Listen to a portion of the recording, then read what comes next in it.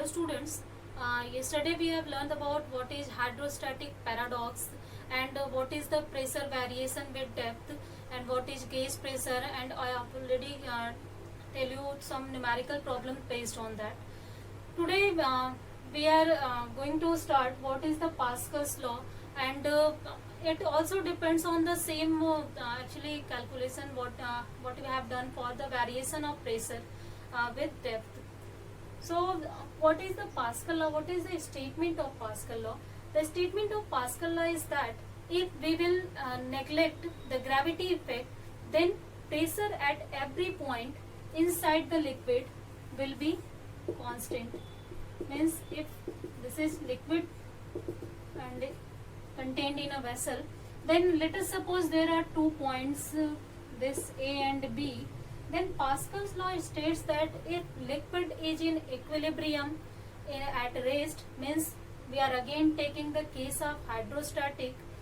I haven't started yet hydrodynamics. Means liquid is at rest, means all the forces applied at any point will cancel out each other, and definitely liquid will have no motion. It will consequently be at rest. Okay. So if liquid is at rest, then if there are 2 points A and B, definitely they have some height, and already we have studied that with height or depth, excess pressure, we have some excess pressure, gauge pressure for that. But Pascal's law states that if gravity effect is neglected, then this excess pressure is transferred continuously within the liquid, whole liquid, and this transfer of pressure takes place until the pressure at every point becomes constant, means becomes equal.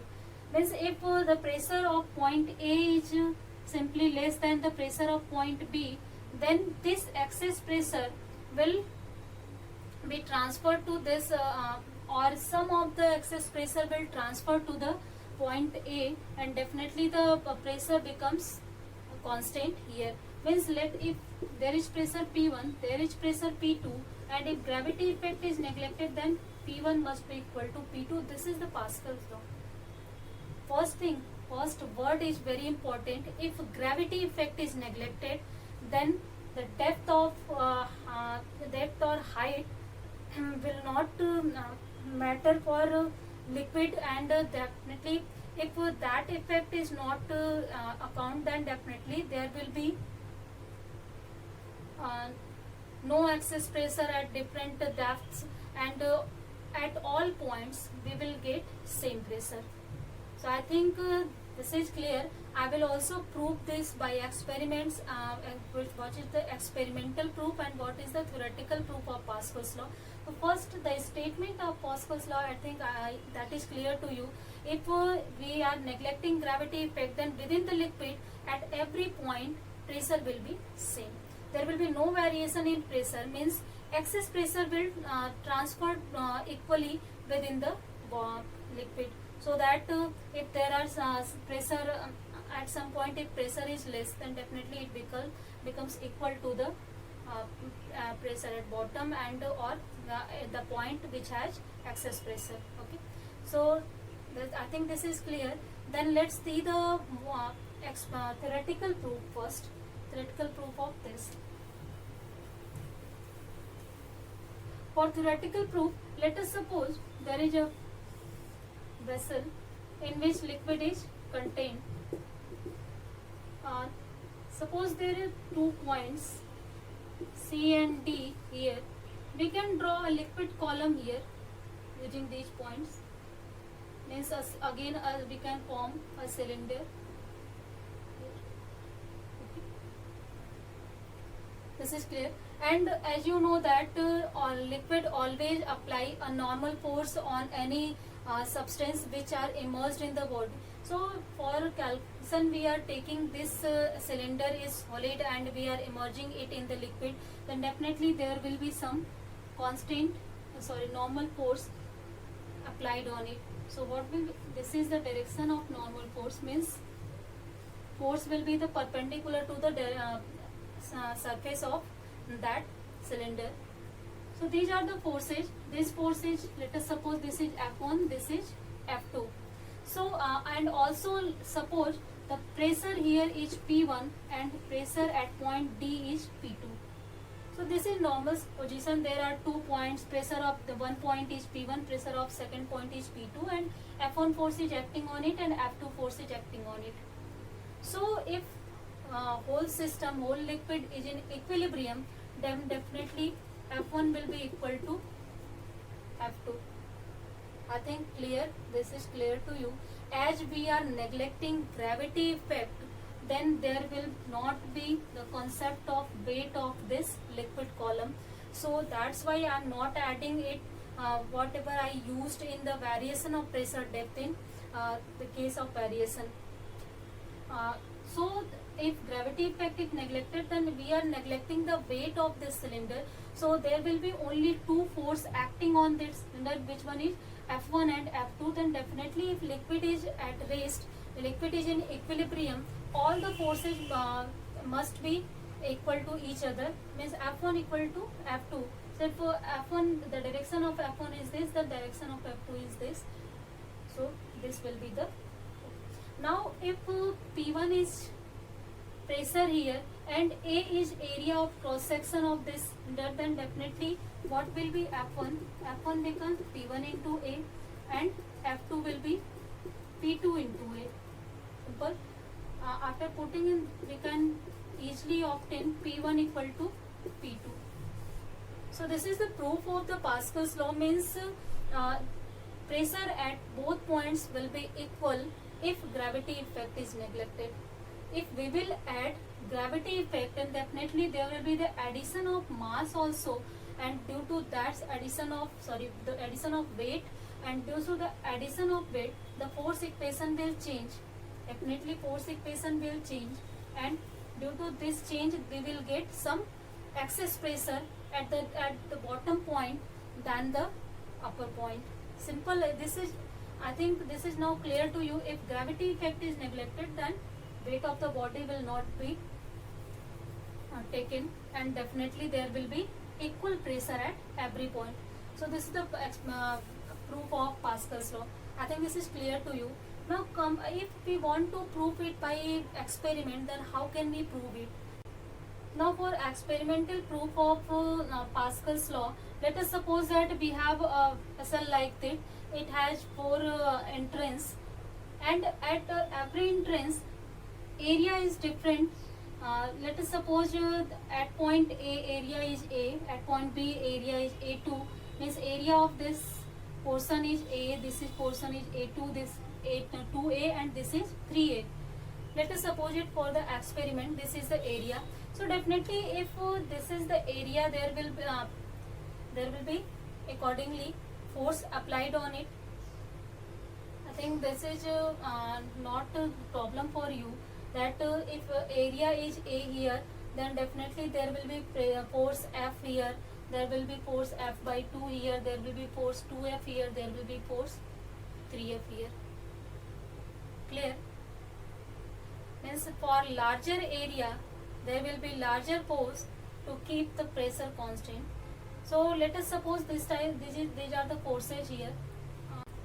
So if pressure at every point, means at A, B, C and D is constant, then definitely, as you know that F equal to P into A. So if pressure is constant and F will be directly proportional to A, means there will be the force according to area A, F, according to area A by 2, F by 2, according to area 2A, this is 2F, according to area 3A, this is 3F. Actually I am saying that pressure at these points are constant, not inside the liquid. Let us suppose that inside the liquid pressure is different. We have to prove, if we are neglecting gravity effect, then pressure at every point within the liquid will be also constant if liquid is in equilibrium. Okay, so calculate the pressure in the liquid here. So what will be the pressure? P1 will be F by A, P2 will be, this will be F by 2 A by 2, simply F by A. P3 will be 2F upon 2A, again it will be F by A, and P4 will be 3F upon 3A, this is again F by A. Means pressure inside the liquid is also constant if gravity effect is neglected. So we can easily prove it from experiments also, only we have to take different areas here. So due to that different area we have, as you know that from this equation we always think that pressure will be different, but if gravity effect is neglected then pressure will not be different, pressure will be equal to each and every point inside the liquid. So in a simple way, the excess pressure is transferred inside the liquid, within the liquid. That's why pressure at every point inside liquid is becomes constant when gravity effect is neglected. So this is the Pascal's law. Now let's see the application of Pascal law as we apply this law for the hydraulic lift and for the hydraulic brakes. So let's see how. Uh, Now let's start. What is the application of Pascal's law? So there are basically two applications of Pascal's law which we have to study. First is hydraulic lift and second is hydraulic brake. So what is the hydraulic lift and how it works? How Pascal's law helps in it. Then we can see it from this figure. Actually, in hydraulic lift there are two cylinders C and D, like this, in which the area of cylinder C is less than the area of cylinder D, and we connect these two cylinders by a pipe E. This is the only simple figure, and here we have used a piston for the compression of this cylinder. And now as you know that what is the Pascal's law? Pascal law is that if we neglect the gravity effect, then pressure at every point within the liquid will be constant and equal. Means there will be the transfer of excess pressure where pressure is less than that point. Okay, so this application can be used, this law can be used here. For this, let us suppose that we apply a force F on this low area of cylinder, then definitely it will apply some pressure on it. Means and that pressure will be equal to the pressure at that point, and that pressure will be F upon A. Suppose that the area of cylinder is C is A and this one is capital A. So definitely capital A will be greater than the small a, and for this case, if we apply any force on it, if we compress this cylinder, then definitely there will be the generation of pressure which will be P equal to F by A. Clear? Now, due to this excess pressure, as you know that here gravity effect is neglected, so that's why this pressure will be transmitted to this region where the pressure is below than this region. Definitely if we are applying some force here, then there will be some excess pressure at this point, and as Pascal law states us that if gravity effect is neglected, then that excess pressure will be transmitted to other part of the liquid, and ultimately the pressure within the liquid becomes constant. So this means that pressure will be transmitted here, then definitely due to transmission of that pressure, there will be the application of some force which will be normal to the cylinder surface of the cylinder, capital D, and the direction of this force will be upward. Means if there is a sufficient pressure generated here, then that pressure will give some force here, and this force will lift any load which is put on it. So this is the hydraulic lift. Means due to pressure of any liquid, due to production of pressure of any liquid, we can easily lift any load through it. I think now this is clear. Again I am going to explain you. In this case, we have taken two cylinders in which area of cylinder D is greater than the area of cylinder A. So, let us assume that we are applying some force on this cylinder C. Then definitely there will be generation of pressure here, and the value of pressure will be P equal to F upon A. And this excess pressure, if gravity effect is neglected, then according to Pascal's law, pressure will be equally distributed to all points within the liquid, and ultimately pressure becomes constant at every point. So if there is the generation of excess pressure, then definitely this pressure will be transmitted to this region where pressure is low. So due to that excess pressure, definitely there will be application of some force on it, and this force will lift any load which has been which is put on this surface of the cylinder D. So this is clear. This is the application of Pascal's law, and we can also calculate how much force it will produce to lift that load. So for this, simply first the pressure at this point is this, and you know that if gravity effect is neglected, then according to Pascal's law, pressure will be at every point will be constant. So definitely we can also write what will be the force. Force will be simply pressure into area of cylinder D, and we know the value of this force, this which is F upon A into A. Simply if we know area of both cylinder and the force we are applying to compress the liquid, then we can easily find out how much force producing here to lift that load. So this is, I think, clear to you, and you can also show it. Then this force will be greater than the applied force H.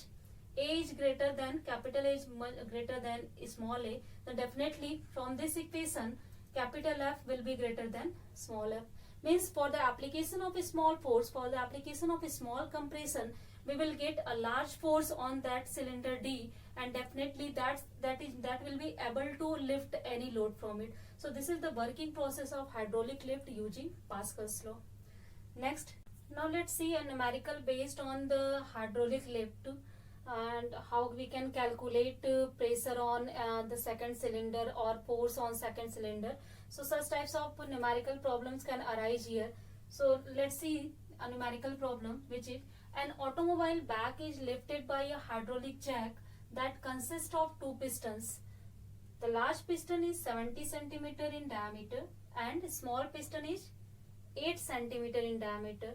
If W is the weight of the car, then how much smaller a force is required on the small piston in order to lift the car? Clear? Simple. Means we are applying force on one cylinder, then definitely there will be the opposite force on the second cylinder, and there, that will lift the load which have been put on that the surface.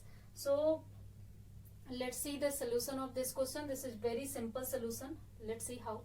Let's see the solution of that question. In that question, it is given that the diameter of one piston is 70 cm and the diameter of second piston is 8 cm. Let the diameters are D1 and D2. This is the diameter of a small area piston, and this is the diameter of large area piston, and so that we can find easily what will be the radius. Radius will be in this case 4 cm, in this case 35 cm. Convert it into MKS system. This is given data in the numerical problem, and also it is given that at second cylinder there is an application of force F2 equal to W. Then what will be the force? What percentage of force will be in first cylinder? And let us consider that is small f. Then we have to calculate the value of this f. As you know that hydraulic lift is an application of Pascal's law, and in Pascal's law simply pressure at every point is equal. As you know that Pascal's law states that if gravity effect is neglected, then pressure is transmitted to every point in the body. Means if excess pressure is generated, then it will transmit it to every point. Then definitely there will be equal pressure at every point within the liquid. It means P1 must be equal to P2. Let us consider at piston 1 pressure is P1 and at piston 2 pressure is P2. So what will be P1 and what will be P2? This will be simply force per unit area and this will be also force per unit area. Let us assume that the area of piston A is, first piston is A1, area of second piston is A2. Now if that cross section is circular, then definitely area will be pi r square. So we can convert it in this form. F1 upon pi r1 square equal to F2 upon pi r2 square. Now we can solve it easily and find out what will be the value of F1.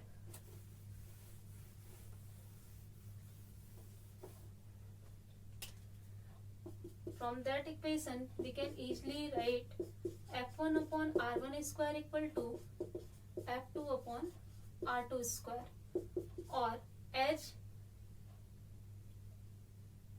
F1 equal to small f and F2 is W, then we can also multiply this factor here, R1 square upon R2 square. Now we can put easily the value of R1 and R2, and after calculation we will get this force on the piston 1. So this is W, this is R1 is, you know that what is R1, 0.04 whole square upon with what is R2, this is 0.35 whole square.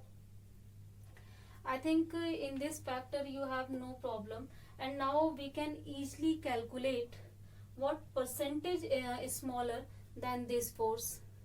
So for the percentage, so after calculation this will be W into 0.013.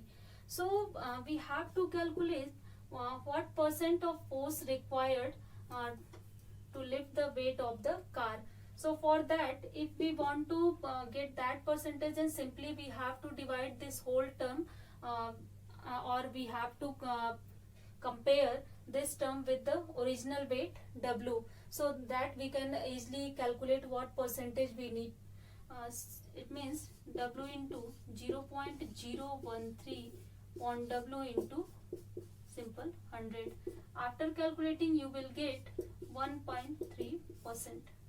Means 1.3% of the force required to raise any load the car, or simply to bear the weight of the car. So this is the solution of our numerical problem. Simply we have to use Pascal's law, which is pressure in within the liquid at every point will be constant, and due to that application we can easily find out simply force on first cylinder, and after finding out force on first cylinder we can easily compare this and we can calculate the ratio. So this will be the required ratio.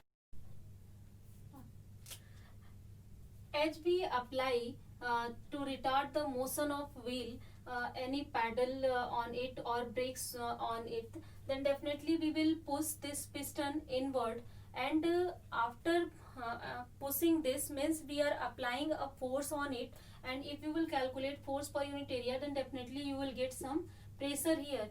Means we are producing some excess pressure at that point, and as gravity effect is neglected here also, then definitely with the help of Pascal's law we can say that this pressure will be equally distributed throughout the liquid. It means this pressure will be distributed to these points, means these pistons according to Pascal's law, and ultimately there will be the constant pressure throughout this liquid, and that excess pressure will push away to these pistons P1 and P2. So due to this pushing, brake shoes will also push away, and as brake shoes will push away, then definitely they will they will push or they will touch to the inner wheel, inner rim of the wheel. Simple. If suppose that this is the wheel and it will touch due to pushing the inner rim of the wheel.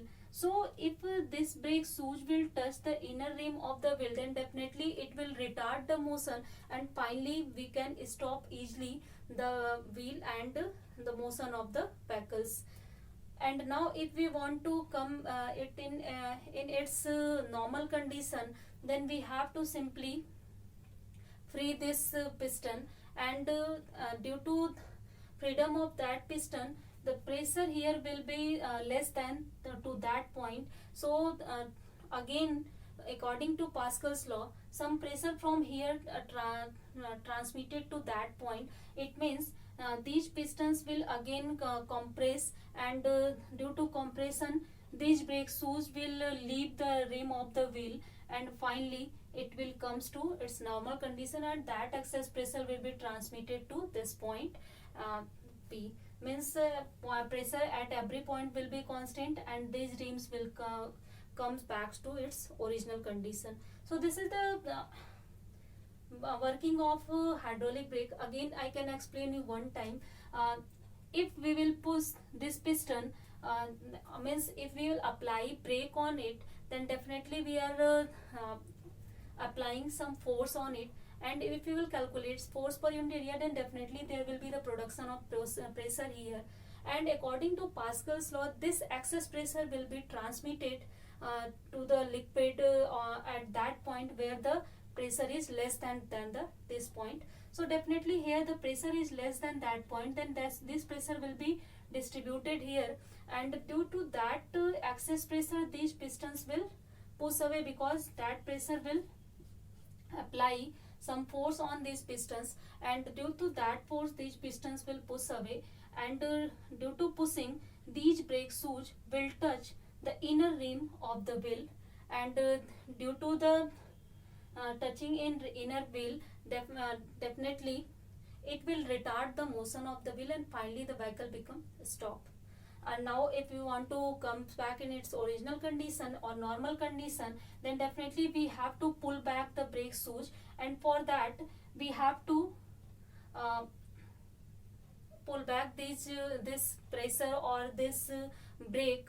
Means we have to leave the brake point, and if you will taken away this force, then definitely the pressure at that point will be less than the that point. So to maintain, again from the Pascal law, to maintain the pressure, some pressure will be transmitted from here, and due to transmission of pressure, force will act in this direction. It means pistons will be compressed, and due to the compression brake shoes will come to its normal condition, and this pressure will be transmitted here, and finally again we can start the motion of the wheel. So I think hydraulic lift and hydraulic brake is clear to you. This is the clear applications of Pascal's law. Means due to the transmission of pressure, we can easily lift any body, or we can easily apply brakes on wheel. So also actually this is construction of normal wheels, similar wheels which ever we are using in our daily life in our vehicles. So this brake is very actually efficient, and we can use it easily. It works on for the liquid fuels. So if we are using liquid fuels, then definitely this principle can work here and there, and we can use simply hydraulic brake in our vehicles. So this is the clear applications of Pascal's law. In next class we will study about atmospheric pressure and what is the experiments to measure that as more atmospheric pressure and so on. So thank you.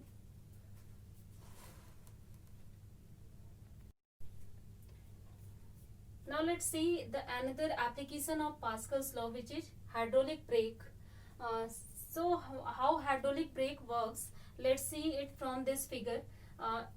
This is the construction of the hydraulic brake, in which we are using a cylinder M in which fuel is taken, means liquid fuel is taken. There is a paddle, means a piston is attached to actually paddle P, and now this is the construction of wheel, in which there are two pistons P1 and P2 and two brake shoes S1 and S2, and a frictionless spring is connected from here. This is the construction of hydraulic brake. Now let's see how hydraulic brake works. How after pushing this paddle, then how can it works? How can it apply brakes to wheels? And let's see that.